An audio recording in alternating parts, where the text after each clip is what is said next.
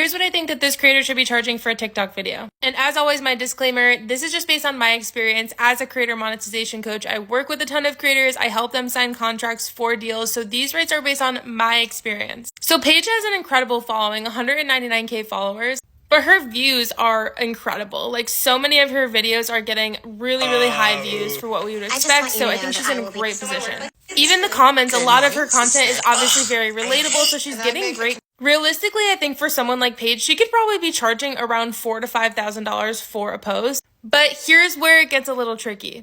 Obviously, not every brand, actually most brands are not going to have a budget to just dish out $4,000 to $5,000 for one post from one creator. So that's probably where I would ideally like to see you go. However, a lot of brands are not going to be able to accommodate this. So you can always work out deals with brands where you give them a discount rate if they're able to book multiple pulses or multiple pieces of content, one after the other. So for example, if Paige were to try and do $2,000 a post, but do 4 posts, that's $8,000. It's still a really great chunk of money.